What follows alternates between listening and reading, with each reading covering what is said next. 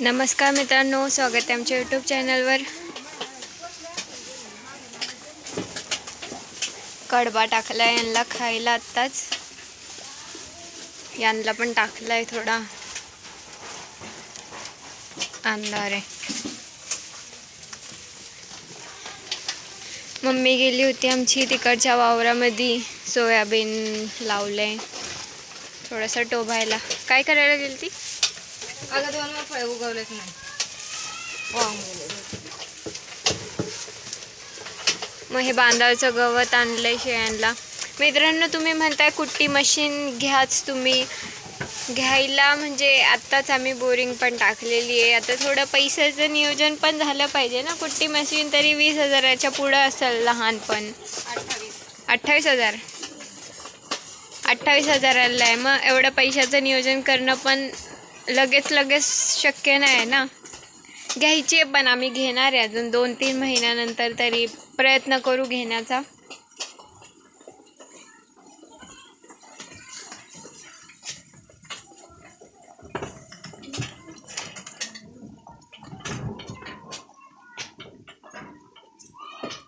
आणि तुम्ही बोलताय का तुझी आई खरंच खूप मेहनत करते, तर माझी आई करते ना शेळ्यांचं, त्याच्यामुळेच आमच्या शेळ्या एवढ्या झालेल्या आहेत। आणि आम्हाला ओरडून ती मदतीला, आम्हाला हे करू लागा ते करू लागा म्हणून आम्ही येतो। बाकी सगळं तीच करते, सगळं सकाळपासून। म्हणजे बाहेर बांध शेळ्यांना, झाडलोट, इथं बाहेरचं झाडू मारायचं, आतलं झाडू मारायचं, त्या करडांचं साफ करायचं रोज त्यांना बाहेर काढून। दूध आता फार कमी झाले, त्याच्यामुळे दूध काढायला काय नसतं, पण एकच टाईम म्हणजे संध्याकाळचं थोडंसं काढतो। पण आता जरा ना हा फकड्या पण बांधायला त्रास देतो, इकडे तिकडे पळत राहतात आमची।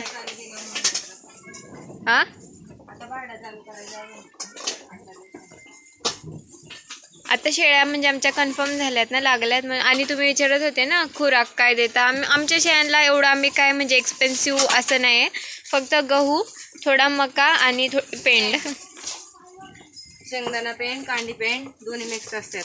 आणि गहू, मका, थोडंसं सोयाबीन पण टाकतो। एवढं आमच्या शेळ्यांना असतं। म्हणजे आम्ही काय एवढं जास्त नाही, आम्हाला जितकं होतं तेवढं आम्ही करतो। आणि तशा आमच्या शेळ्या चांगल्या आहेत, अशा मजबूत आहेत। आणि त्यांची पिल्लं जी होत आहेत ती पण चांगली आहेत। दुधाला पण आमच्या शेळ्या चांगल्या आहेत, म्हणजे त्यांचे पिल्लं अशी दूध पिल्याच्यानंतर एकदम फुगतात अशी आहेत।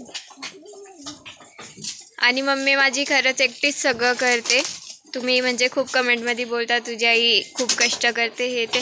मग आता आम्ही म्हणजे 4 वर्ष झालेत, आमच्या मम्मीने अजून एकदा पण असं का खुरपायला, काढायला असं एक माणूससुद्धा नाही घेतलेला। ते स्वतःच सगळं स्वतःच करत असते। आता सोयाबीन मशीन लावून जाते, ट्रॅक्टरने।